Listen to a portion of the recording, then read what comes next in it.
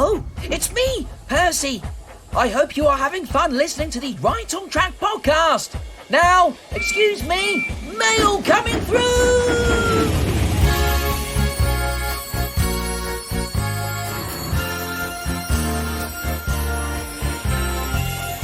Good morning, good evening, good afternoon from wherever you are in the world, and welcome to episode 66 of the Right on Track podcast. My name is Connor Jonas, and I'll be one of the voices you'll be hearing today. Over in the reviews, the two Toms, Parry and Denham, will be tackling Series 8. Then Denham will be showing the Thilmere Railway Museum on Loco Nation. Then Lachlan will be reviewing Thomas's two faithful coaches, Annie and Clarabel. First up is the reviews that are starting off with a bang with Parry and Denham.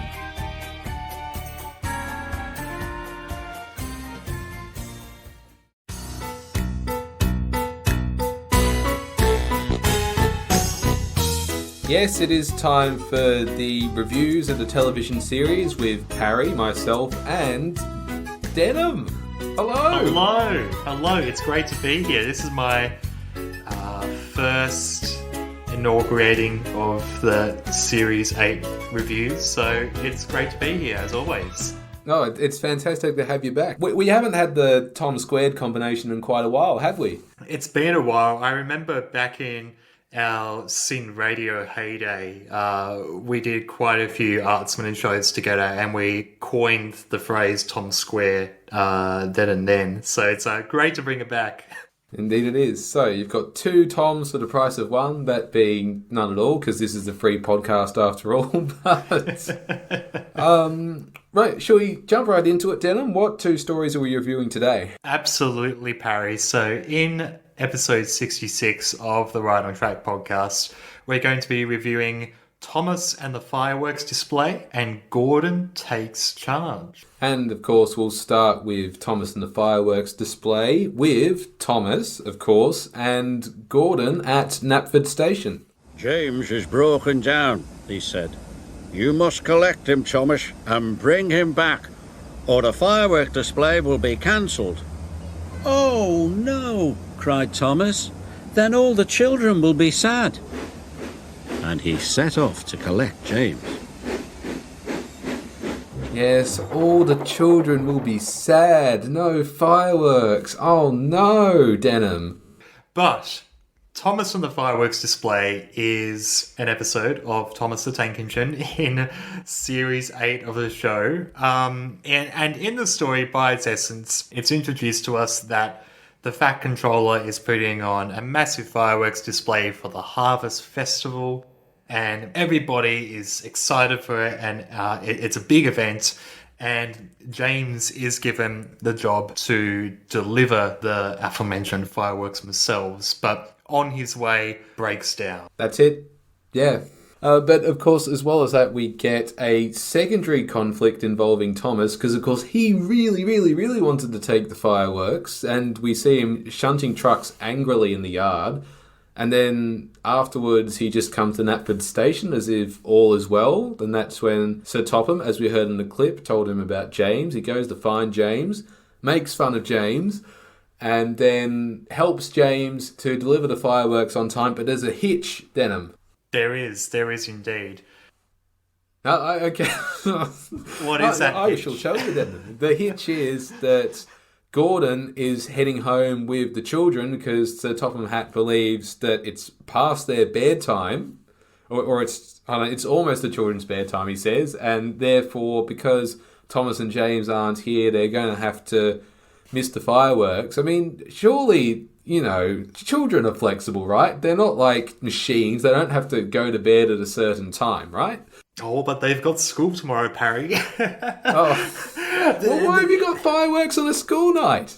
This episode is a perfect example of, and I know this has been discussed in the past, where the line between the Fat Controller's authority of what exactly he's in charge of is very blurred, and it's very much set in jelly. We don't know, why he's in charge of this fireworks display. Perhaps he's a charitable man and he funds the fireworks display. It's sponsored by the North Western Railway, but there's no clear definition of that. It appears that Topham is in charge of everything and anything to do with the island of Sodor, not just the Northwestern Railway. Yeah, and I think one of my sheer gripes with this episode, it doesn't take away from it being a good episode, but one of the things I loathe hearing, and I think the Unlucky Tug mentioned this in his recent season 3 review, how Thomas can be so whiny from time to time, and it's in the instance where Thomas is with James in Tidmouth Sheds when the Fat Controller offers James the job, and he just sounds so pathetic when he goes, but I wanted to take the fireworks this year. It's just kind of like, come on, man. Like, it's laughable how silly he sounds when, like, he almost gets every other job that's a quote-unquote special. Yeah, and he's done a complete 180 again, because, of course, in Percy's New Whistle, he was the sensible one. He was sort of the brotherly figure to Percy, and now here he's gone back to being the whiny younger sibling. Yeah, it's really interesting kind of broadly looking at Series 8 as a whole, because you can tell they've done this soft reboot. They've really drawn back how many characters are in the story so they can really focus on their core cast again. But I think the most confused character of all is Thomas, because they want to give him that heroism when he kind of gives guidance to other engines like James and Percy. But then when there's a story centered around him, he kind of comes off as narcissistic and has this kind of bittersweet approach to everything that he does. And on that point as well, even though this is called Thomas and the Fireworks, it spends an equal amount of time, if not more time, with James, right? Shouldn't it be Thomas, James and the Fireworks display? No, it's too long of a title. No, well, how about Thomas, James and the Fireworks? That works out. No, it's still too complicated. How about Thomas, James, Fireworks! ! I think that would gravitate attention, surely. Okay, surely. There's the compromise. Where were we? Oh yeah, so let's continue summarising the episode. With Gordon leaving the station, Thomas and James are stuck at a red signal, and then Thomas has the bright idea, a very clever idea, if I do say so myself, to set off a firework, and that way they can warn Gordon and warn Sir Topham Hatt and tell everybody else that they are on the way. And Thomas's driver does very carefully light a firework, stands very far back, lets it off into the sky, and Sir Topham sees it and goes, "A sparkling dragon!" Which I think is a type of firework, I'm not sure. I would assume so. Either that or he's making some kind of exclamations like sparkling dragons. Yeah, I mean, if our good friend Connor Jonas were here, he'd be able to tell us. He does all the research. I just he does. I just googled sparkling dragon, and all that came up was actually I won't say what came up, but anyway. Anywho. Yes. Anywho. One of the things I love about this sequence on a longer note is the atmosphere around Knapford Station, with the Fat Controller deciding whether the children should stay or not, and when they see the fireworks for the first time, there's something about the lighting and the use of steam that they did really well here. Absolutely. I also like how they've characterised Gordon, even though he doesn't speak. You know, he's looking pretty content at the station, and then when the Fat Controller informs Thomas about James going missing, he's got this kind of concerned look on his face, as he does when they're about to leave the station, and then when the firework goes off, he's got this somewhat astonished look on his face. So, yeah. It's amazing how much the characters can do without, like, speaking, but they show their emotions, and I think that's a great example of that. One thing I think is worth noting as well, the last time we saw any kind of fireworks in a Thomas episode was in Scaredy Entrance back in Series 6. And I think we can really tell here that there's definitely been a step up in the production, because the fireworks look a lot more, by and large, like fireworks. That's true. They don't look like these colours superimposed onto the green screen or anything like that. Yeah, and I think it's one of the few examples where the CGI elements that they do add at this point in the era does work, I think, to its strength. I don't like how in later episodes we see things like autumn leaves or snow or rain kind of superimposed in. But I think for the fireworks it does work. Yeah, okay. Yes, it works with the fireworks. If anything else, no, definitely not. Yeah. And I want real snow. I want it now. Yes. And coming back to your point on scaredy engines, there is that definite vibe at the very end of the story when you got Thomas and James parked outside the sheds watching the fireworks display. That has shades of that conclusion all over it. It's almost very on the nose. Like, if you were to see Scaredy Engines and if you were to see this episode, you would think that they're kind of making a very deliberate nod to that episode, and it's almost like a reflection of... The way you could look at it is that Scaredy Engines at that conclusion is a reflection of the friendship that Thomas and Percy have, whereas the conclusion of this episode, it's the cementing of Thomas's and James' friendship. You could say that. With that said, though, I never felt at any point that their relationship was strained. I mean, Thomas obviously calls James a busted boiler when he collects him on the line, but we see at the beginning of the story, James, he's being boastful, right? He says, "I'm red as a rocket and twice as grand." And that's James on any day as well. Yeah. Exactly. I mean, he doesn't actually say to Thomas, "I'm superior to you," or, "you're a pouty puffer," or anything like that. So there's almost no reason for that conflict to be in there. Or, they're trying to put one forward. They want a conflict between Thomas and James to be there, but they don't entirely bring it to fruition, I feel. That's right. It's interesting to say the least. I guess the way that they interact in this episode and future episodes to come. This isn't the last time we see a Thomas and James rivalry in this era of the show. But it's interesting whenever they decide to play that card. Well, given that we've covered the narrative there, technical things. The episode does start with BRoll from Series 5. Yeah, odd choice because it feels so out of place. It does. I'm glad you raised this point because you've got the Series 5 aesthetics where they shot on film at 24 frames per second, and you see as well Thomas has got, his dirty, beaten Annie and Clarabel that he's pulling along behind him. And then it morphs across to the modern digital photography and 50 frames per second frame rate.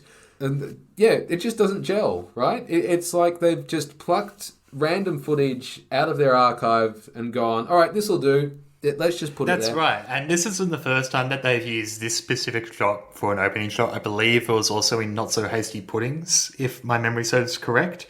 So it just kind of feels like a bit of a joke at this point. It does. Yeah. I've got nothing more to add to that. So it's like, remember when the show was good? Oh, we're bringing it back to the present. And on that note, I think we should move on to scores. Denham, what are you going to give Thomas and the fireworks display? Look, there were fireworks. It's a pretty looking episode.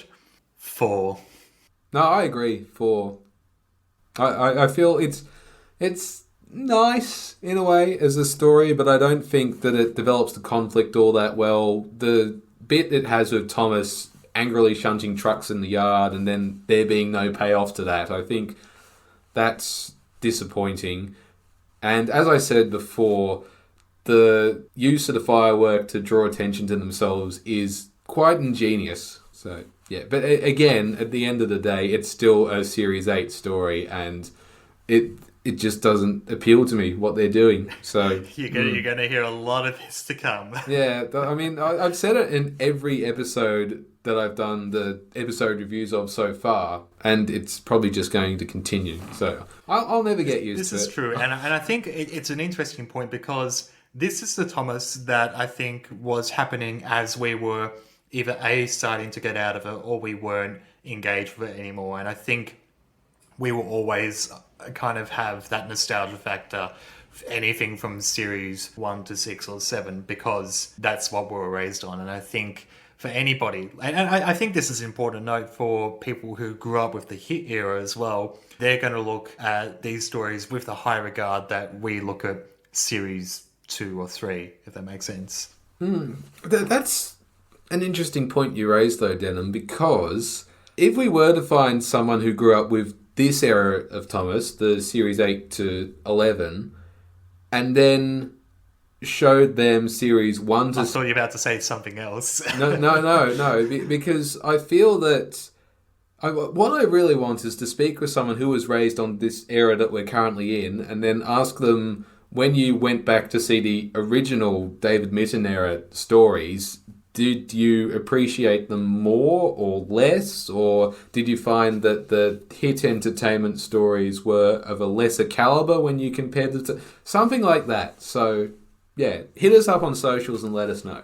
On that note, it's quite interesting. My half-brother was raised in the era where CGI was kind of already taking steam. That was happening, and that was the current form of Thomas.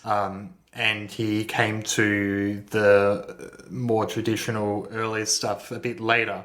And I remember going over to my parents' house one day, and he said, "Oh yeah, by the way, I think Series 4 is my favourite season." I just went, yes!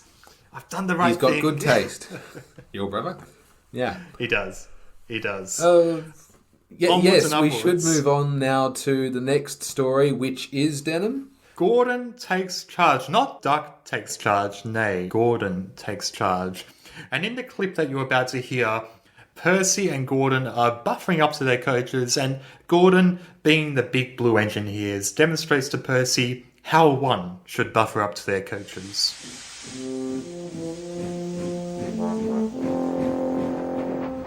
Gordon went with Percy to the depot. But when Percy backed up to collect his carriages, he bumped them very hard. No, you need to puff smoothly. Gordon huffed impatiently. Watch me, you'll soon learn how to pull passengers. Gordon backed smoothly up to his carriages and buffered up to them very gently. Very smooth, the yard manager said. Best buffering I've ever seen. Gordon was so proud he thought his boiler would burst. Maybe teaching Percy will be fun, Gordon said to himself. Then he'll see I'm the biggest and the best. Yes, Gordon is a smooth operator. The smoothest I've ever seen. I can hear saxophones playing in the background. Anyhow. Careless Whisper, is that you? So Gordon takes charge. It's not really so much a unionist allegory as it is Gordon teaching somebody. In this case, he's teaching Percy how to pull coaches. And I'm getting whiplash here and a sense of deja vu because wasn't this the same conflict that we saw in Henry and the Wishing Tree? Essentially. So, but Percy, I'm not used to pulling coaches or shunting them, but Gordon is, so therefore he should be the one to teach Percy how to do it, and not Thomas, who has Annie and Clarabel, and not Emily, who also has coaches, or James, who pulls coaches, or etc., etc. You get the idea. It's, kind of strange how Sir Topham Hatt arrives at the conclusion that Gordon is the one who is best served to teach Percy how to pull coaches. Harry, you don't understand. This episode is different because it has snow. I guess so. You know, again, we love our winter episodes here. The one credit I will give is that this episode looks better than Not So Hasty Puddings. Yeah, I will pay that. You've got the blue sky in the background, and then you've got the nighttime shots as well. You know, it's not a dull, dreary, grey sky-laden day. There is one scene where Percy rolls underneath a bridge, and you can definitely tell that it's Bulgy's bridge. Yes. The one he got stuck under because it's got the wood holding it together. I have a headcanon theory that... and this is better because it either places... it's just another day on the set or places Tatmire into canon because either Harvey raised his crane underneath that bridge and broke it in the process, or Diesel 10 raised his claw and broke it in the process. Oh, please stop trying to make Thomas and the Magic Railroad canon. I mean, come on. I will defend Surely it to the this ship hill. has sailed by now. It will never say we're coming up to calling a vengeance. It's still relevant. Oh, we are too. I keep forgetting It that's is. a thing. Confession. I've never seen it before. Oh, wow. This is going to be really interesting. Yeah, so once we hit the end of season 8 of Right on Track and get chatting about that one, should be interesting. Yeah, it's I don't think I've seen it for maybe over 12 years, so it's been a hot minute since I've seen it as well. Okay, well, it's been a long time since you've seen it, whereas it's been forever, as in never, that I've seen it. So, yeah, there's a teaser for the end of season 8 for you. What if I told you that Calling All Engines was Thomas and the Magic Railroad 2 because it's got Diesel 10 and Lady in it? Would you believe me? Well, Diesel 10 is on the cover of the DVD releases, so I would sort of believe you. It's canon. Anywho, Oh. Gordon takes charge. So Gordon is showing Percy how to pull coaches properly, and his pomposity gets the better of him. He's going around the island. He shows off to James and he shows off to Toby. And it's not until he gets to Kelsthorpe Station, the new, I guess, flagship station of Series 8, where he meets Thomas. And he goes so fast that he goes off into a siding and falls into a giant snowdrift. Yes, sad trombone noises, all that kind of thing. There's a lot of trombones in this season. I think with the Robert Hartshorn score, like it just sounds like a lot of bugles. It sounds like the tuba player from Thomas Percy and the Tuba decided to stick around. Yes, and I'm very glad that they did decide to make use of the brass score, but they don't utilise it effectively enough, I feel. They never... And I was saying this back when Connor and I were reviewing Thomas and the Tuba player, or whatever the story was called. I can't remember all this stuff. But yeah, they had the perfect opportunity there to do a sad trombone or a sad tuba, and they never did. Yeah. It's not like the music is held in copyright or anything like that. It's just... He uses trombones and trumpets It's easy. everywhere else. It's just that one bit you could have used it. It would have been so much better. Absolutely. There's something about... looking at this episode, there's something about the snow that they've upgraded since last season, and I don't like it for some reason. Like, it looks more flaky than soft. Yeah, it does. It does, actually. We see, particularly in the scene where Gordon wheeshes away the snow so that his face can breathe, that we see what looks like feathers almost, really tiny feathers that he's blowing away. Or maybe soap. Yeah, it almost looks like flakes or icicles or... Yeah, I was thinking maybe soap that I'd put through a Parmesan grater or something like that. I like, it's a creative choice, sure, but it's not Thomas Terrence in the Snow, so meh. Now I just want to watch series 1. But it is nice seeing one of the creative things that David Midden and his team did when making every episode of Thomas, when they had a character who was not the focus of the story. And I think Steve Asquith probably took this leaf out of David Midden's book. He always has them facing away from the camera, and you can see in the sequence where Edward pulls Gordon out of the snowdrift that he too is facing away, and that's a nice little detail that I noticed on the second watch of this episode. It's a bit of a strange choice, though, I feel, like having Edward facing away. I mean, it's good that they've name-dropped Edward and found a use for him in the story, but at the same time, we want more Edward. The other credit I will give is that the final scene with Percy and Gordon at Kelsthorpe Station, which is, I think, a great station. It does look nice. It has that kind of 60s, 70s vibe of like a British rail metropolitan station. Agreed, yes. And I'm very glad you identified it as Kelsthorpe, because I was watching the story and thinking to myself, where is this station? Is it Wellsworth or is it... But then you said Kelsthorpe and I said, oh, of course, it's the station that they were helping to build way back when. Yeah, that last sequence with Percy and Gordon with the nighttime does look quite nice. I think if I can give this season any credit is that their lighting is spot on, and I think it only gets better. The lighting is excellent. I mean, but then again, it's a really hard thing to mess up, right? Like, if you can't get the lighting right, you're pretty much stuffed as a director. Oh, you'd be surprised. Would I? No. Okay. One thing I did want to mention about that penultimate scene with Percy and Gordon at Kelsthorpe as they leave and head off into the night. If you listen very carefully to the soundtrack, it kind of sounds like the Raiders theme from the Indiana Jones movies. Oh, yeah, I get what you mean.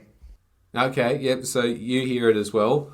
Yeah, it's ever so dissonant. Because this story, I should confess, I should make clear, I only saw it for the first time just prior to Denham and I sitting down to review it. I'd never seen it before, and I just saw it just then, and as soon as I heard that music going, hold on a minute. If I were John Williams, I'd be suing them. Quite frankly, I'd be suing Hit Entertainment and suing Mattel for copyright infringement. Well, it's one of those things where it's so far removed that it could be that, and maybe Robert Hartsham was kind of like, maybe I'll allude to that and make a little reference here, but yeah, it's finicky. and the one other thing I'd like to point out too is that Sir Topham's posse, those two attendants he's got standing with him, still look ridiculous. I mean, he's speaking to Gordon, and one of them's facing towards the left, and the other's facing towards the right, and it's just, what are you doing, men? Come on. They always must face either side, just in case as someone or somebody comes towards the Fat Controller with angry threats. So they're there to kind of keep an eye out. So they're the security detail just without the earpieces and the sunglasses and the black suits and all the rest of it. That's right. They didn't have any of those contraptions then. I think we've covered as much as we've covered with this episode, although it is nice seeing Percy pull coaches again. It's a rare sight. And just on that point, I'm sorry to cut you off, Denham. I've been constantly rude in this little episode, but no, that's okay. In the original Reverend Audrey stories, Percy doesn't actually pull coaches. Am I right in thinking that? He's just a freight and shunting engine on Thomas's branch line. That's correct, yeah. Or there is that one time in Percy's Promise where he does pull Annie and Clarabel. That is true, yes, but Percy is not a dedicated passenger train engine. Yeah. See, my thinking is that all of the... Initially, it doesn't apply so much anymore, but when the Fat Controller's Railway was a working railway, all the passenger engines were blue, all the freight engines were green, and all the mixed traffic engines were red. That's my way of looking at it. That's a very clever thought. It's also worth noting that Percy but hold on, that doesn't explain Henry, who does pull coaches and the express on occasion, and then he was blue at one point. That's true, but then Boko sometimes helps out with coaches. Bear pulls the express. That's true. I think as the series goes on, I think it becomes lesser of a necessity, but I guess when it first starts off, that's the rule that you can kind of play if you want to.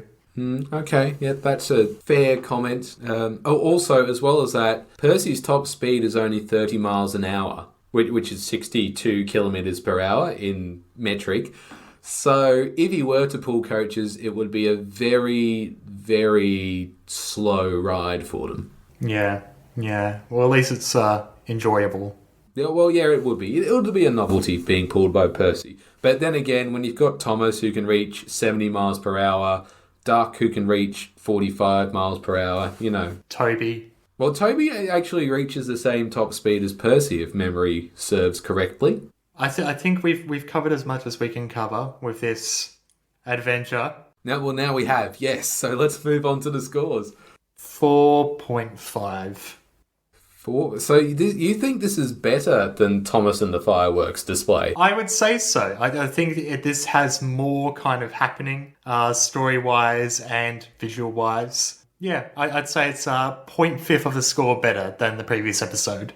Okay. Whereas I'm going in the opposite direction. I'm giving this one a 3 out of 10.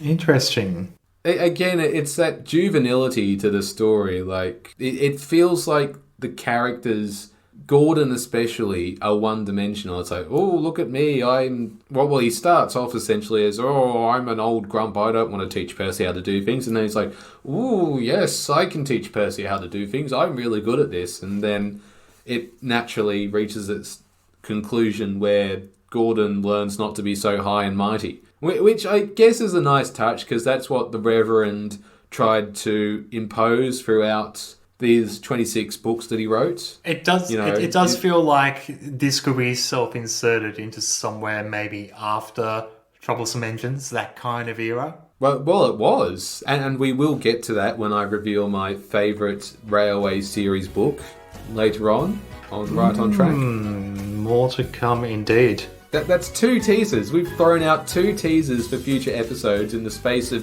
10-15 minutes? Oh, we love treating our listeners, that's why. That we do. So, that's it, I guess. Well, Denham, thank you very much for joining me. It's good to have you back doing the reviews of the TV series. My pleasure, Harry. It's always a hoot doing these with you, and always love chatting about Thomas, so happy to come around anytime. Excellent. And now it's time to hear from our good friend, Mike O'Donnell.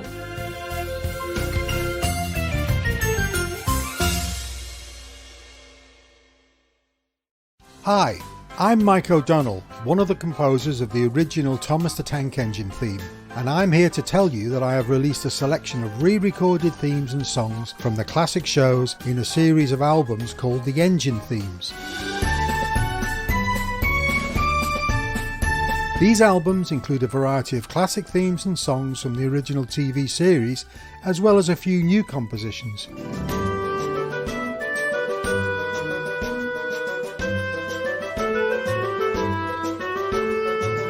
You can purchase these albums on CD or digital download, as well as posters and pin badges.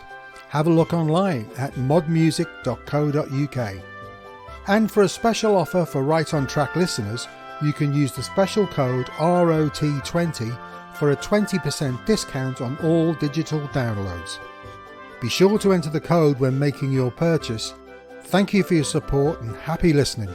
Take care and stay safe.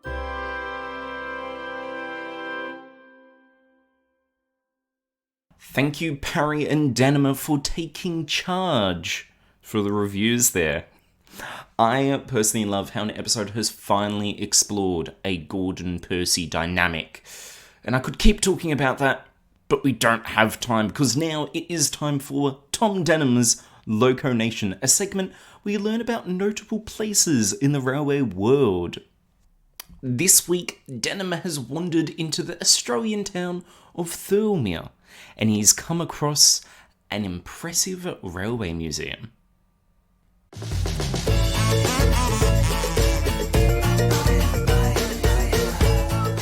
G'day, how are you? It's Tom Denham here for another episode of Loco Nation, and today I've gone somewhere really special. I've woken up extra early, hopped on the train, gone out of Sydney, and about 2 hours out in fact, and I'm currently at a little place called Thilmere. It's about maybe a 6-minute drive from Thilmere station, out on the CountryLink train, so you have to go to Campbelltown, then change for Country Train, go to Thilmere, and you come to this magnificent place.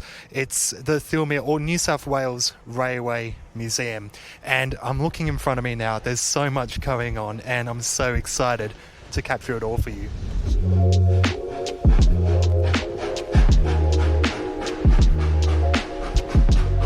One of the best attributes of the New South Wales Railway Museum is that it's operating a fully live working steam railway. It's a 40-minute journey and departs multiple times throughout the day, and it runs every day, which is fantastic.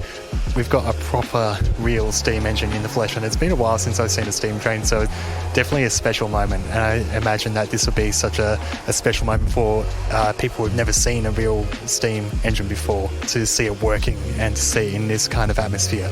It's really fantastic. The New South Wales Railway Museum is a museum in several counterparts. The first bit that you walk into is this huge state-of-the-art, modern, very slick, artistic building.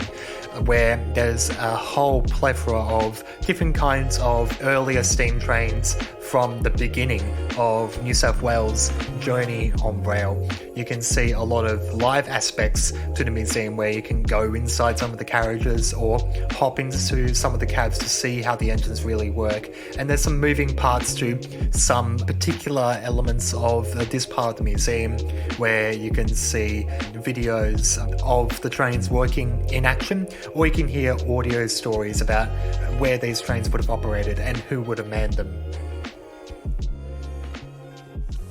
So we're off, coming out of Thilmere station. We're on our way out of the museum area.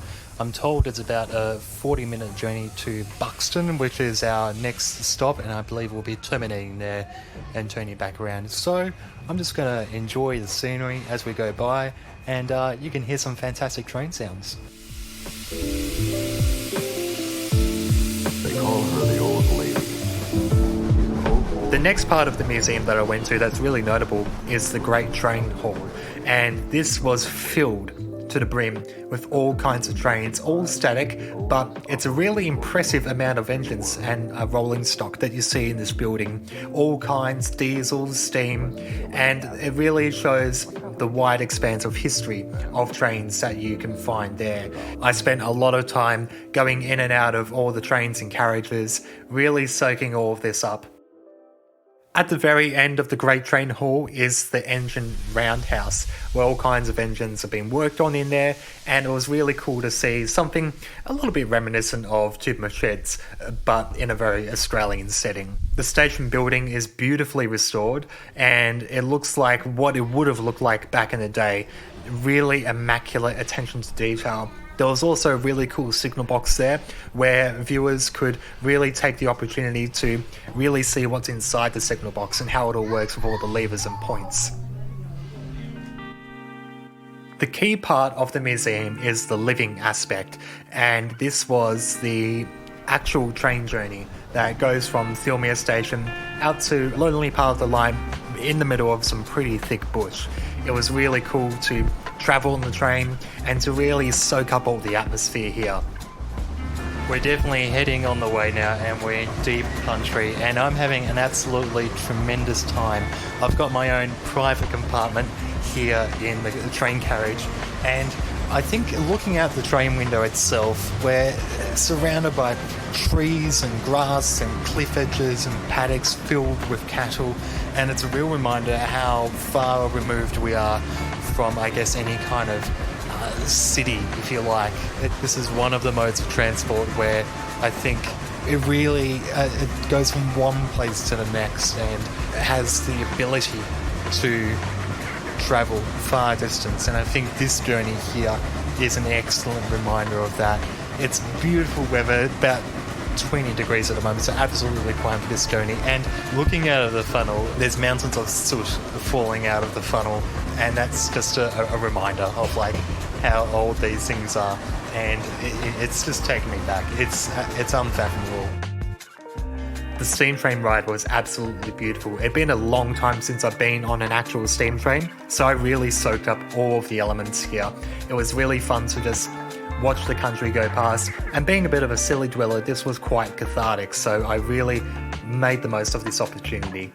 All in all, I think that the New South Wales Railway Museum is a must visit for a steam train or diesel boffin.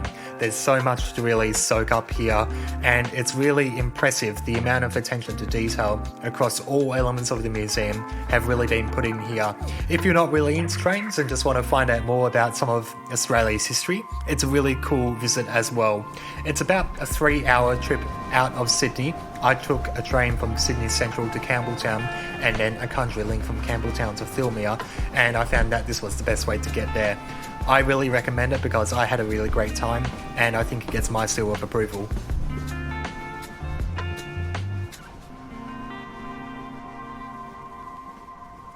Thank you, Denham, for that instalment of Loco Nation. Time for the musical interlude, where you'll be listening to Men at Work's Who Can It Be Now, as covered by Star Tom.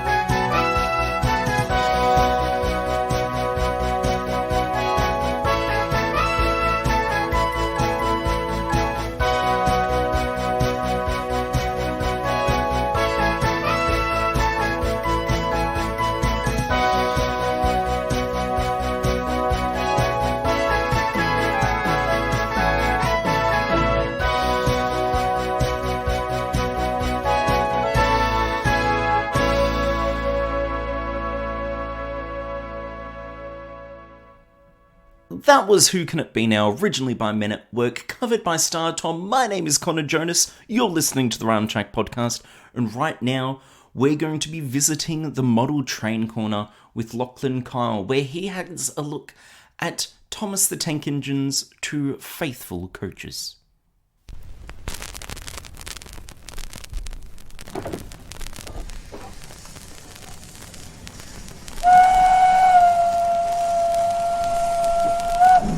Hello everyone, welcome to another episode of Model Train Corner. I'm Lachlan, once again.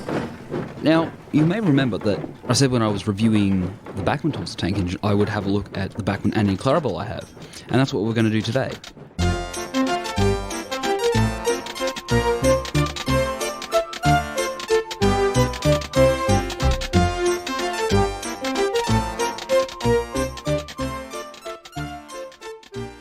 Annie and Clarabel are Thomas's two loyal, faithful coaches. I think they're based on LBSC Stradleys, I could be wrong, or just Southern Railway Stradleys or something to that effect. They're painted in an orange colour, and these are based on the TV series model, so they've got the four wheels, compared to the Railway series where they had the bogies, and they were based on something completely different. So they're orange in colour, like bordering on brown almost. They're old and need new paint, but he loves them very much. He calls them Annie and Clarabel. As stock standard with Bachmann models, they come with a gloss finish, so I've dull coated it down with the same sort of matte coat that I gave Thomas as well, and it makes them look a little bit better, plus it seals in any of the painted details such as the name, the face, anything like that. And speaking of, they do have their faces. The nose sort of protrudes from the face, but like the eyes and the mouth details are just painted on. On each end, on one end where the face is, they have two windows, which would be like on the end of the train, I think, especially with Clarabel, since she is the brake coach. The brakeman would sit in that back compartment looking out the back window. But on the other end, they just have that sort of, I wouldn't say corrugated, but like that sort of wood detail. Annie can only take passengers, but Clarabel can take passengers, luggage, and the guard. Looking at each side themselves, they've got plenty of windows. There's 4 compartments on each, so therefore 4 doors. They've got all the door detail, they've got handrails, they've got the door handles. They've got, I don't really know how to describe it, but they've got like decorative details between the compartments and lining the top of the bottom of the windows. They've got white roofs, which has like the lighting furniture, I guess. I don't know what kind, whether they be electric or oil lamps. Probably electric, I'm not sure. And it appears that there's 2 versions of these Annie and Clarabel. So the most recent ones have black running boards, whereas I have the grey running board versions, which is the older one. They have the classic hook and loop tension lock couplers, which is just stock standard for most, if not all, Bachmann Thomas items. No coupler detail, no hook, but they do have buffers. And that's about it for Bachmann Annie and Clarabel. But I did make one modification to Clarabel, and I think I'm pretty sure I alluded to this when I was reviewing Bachmann Thomas.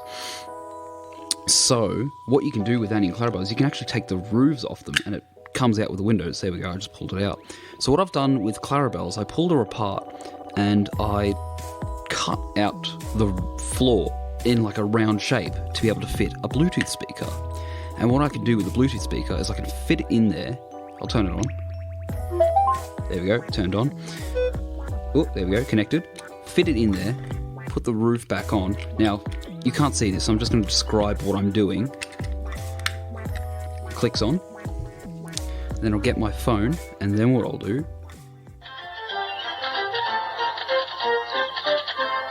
play music through it. I think it's pretty good.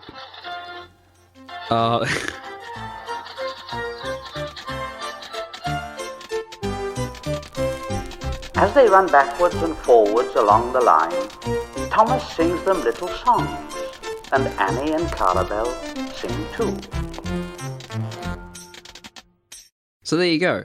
Playing music through Bachmann Clarabel, I think it's a pretty good idea. I could also just play train sounds through it, or, you know, download a soundboard app on my phone and just like instead of having to fit a speaker to Thomas or any of my other locomotives, just put that on the back and off you go. So I think that about does it for Bachmann, Annie and Clarabel. I'll see you guys soon. We're coming along. We're coming along.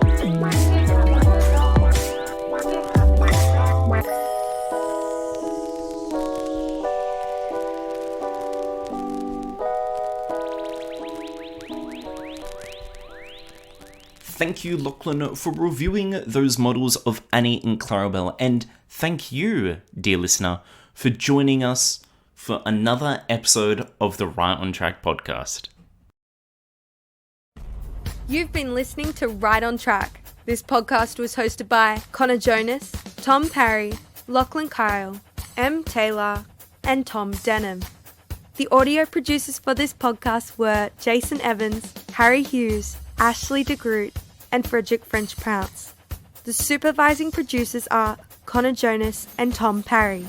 The executive producer is Tom Denham. Visit rightontrackpodcast.org for more information plus bonus material, and be sure to follow us on social media, on Facebook at facebook.com/rightontrackthomaspodcast, on Twitter at OnTrackThomas, and Instagram at rightontrackpodcast.